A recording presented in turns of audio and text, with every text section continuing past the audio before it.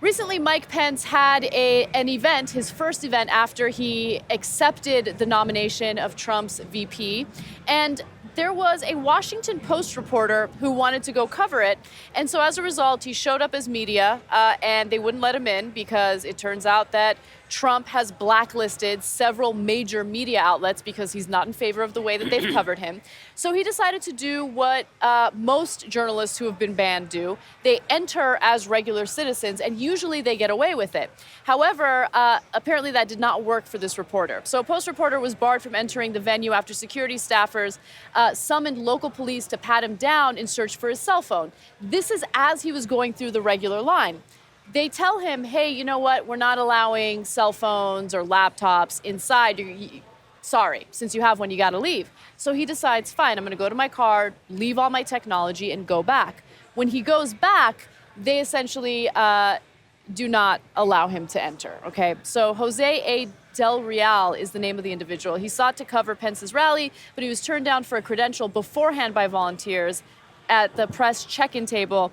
He then tried to enter via general admission line. He was stopped there by private security officials who told him he couldn't enter the building with his laptop or cell phone. And then he also asked if others attending had to do the same thing or if they could enter with cell phones. He said that the unidentified official replied, not if they work for the Washington Post. So finally, even after he did as they said, they just wouldn't let him in. They knew he worked for the Washington Post, and they're like, you're not allowed, sorry. Okay, look, this is why I think, among the reasons why I think Donald Trump is a danger to the republic. And but it's really pretty high up there, because if you don't believe in freedom of the press and you're going to start banning the press left and right, that's what dictators do. That's what authoritarian governments do.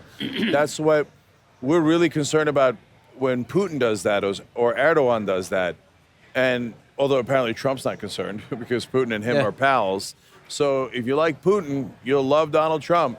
And that's his tendency is, I don't want a free press to criticize me. I only want press to applaud me. Again, authoritarian leader 101. That's not what this country's built on. This country's built on freedom of speech and freedom of the press. So we elect this guy at our peril, at the peril of the idea of America. And sort of related to it, I mean, he can't take personal insults. We know that. He can't take the insult of a media outlet criticizing him. And the list, we showed it on the show yesterday. It's a long list. It's small outlets like BuzzFeed and the Huffington Post. He can't take that. But if that's the frame of mind that he's working it with, if he becomes president, then who else might he strike out at? If an organization or a charity or something like that donates to his opponent and then he wins, what can he do to that organization? There was this big scandal about supposedly the IRS being like politically like attacking conservative organizations and being more strict on them. It turned out that wasn't actually the case, but theoretically something like that could be the case. God knows what he would do to his political opponents in actual politics, or just regular people who'd speaking out against him, or organizations that are organized against him. He's a dangerous guy because he operates like a child, but a child that will be given the entire reins of American government and power to use at his whim. Oh my God, I figured out who he is. He's Joffrey. It's kind of Joffrey. He's Jimmy's like Game of Thrones. So Joffrey was a petulant little child, but very sensitive.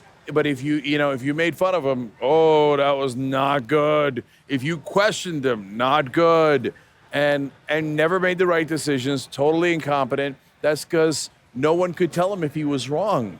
They'd get killed. Yep. In Trump's case, they're not going to get killed, or as he would say, not yet.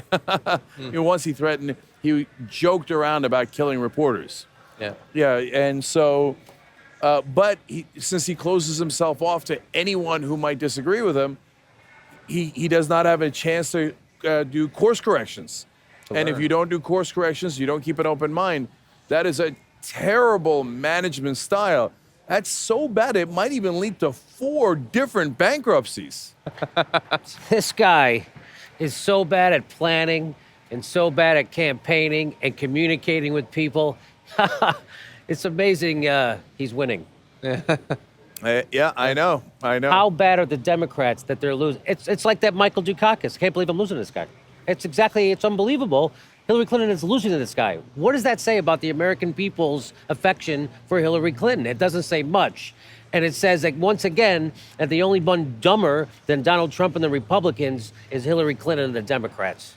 Yeah. Well, look, I don't know about dumber. That's not fair. But Really, you don't think it's smart? no. But look, I said it on the show yesterday. Hillary Clinton has already spent $57 million on ads. Donald Trump has only spent $4 million. Donald Trump is a maniacal clown, and he's winning. He's winning. Yeah. And so, if you can't beat a maniacal clown who doesn't have very much money, you're not very good at politics. Yeah. Well, it's not that he doesn't have the money; it's that no one has yet told him you're supposed to run campaign ads. He just doesn't know.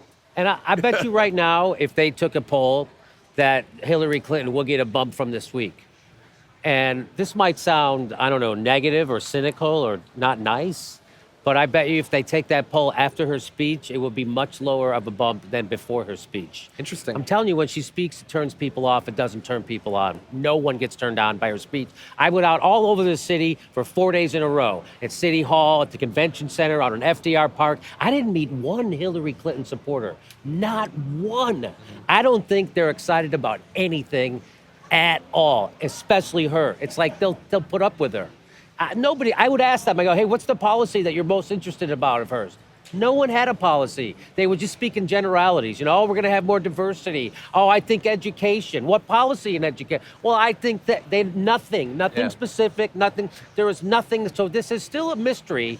And this is going to be another Al Gore moment, right? Where we go with that guy instead of, I know he's your friend.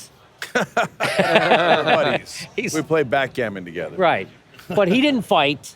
And he didn't fight the right way. And the reason he lost is because he ran away from a guy who was even a little more liberal than him, which was Bill Clinton at the time. And he ran away from him. And again, he was the weak-kneed Democrats. And now the Democrats are weak again in nominating Hillary Clinton. If they were strong, they would have stood up to her and nominated someone who was better. But they got on board even before this campaign started. That's how brilliant they are, because they're all about inside favor trading and keeping money flowing in politics. Okay, we got to take a break, but I can't help but defend Gore a little bit. Okay, you're right. I do talk to him from time to time, and yeah, well, you can call me biased, etc. But what the media said about Gore in that campaign was nowhere near what Gore actually did. Almost every story you heard was made up about how he had the consultants tell him how to be more manly. Totally made up story, right? The sigh, that's an RNC Debbie Wasserman memo. Schultz actually planted it. Okay. And it goes on and on. Almost every story that you heard about Gore in that campaign was not true. That doesn't mean he ran an effective campaign. He should have beat Bush by more. But let's not forget, not only did he win the popular vote, so he did beat George Bush, he won the Electoral College. They just wouldn't recount Florida. Every recount of Florida said that Al Gore won. He won that and was absolutely frickin' robbed.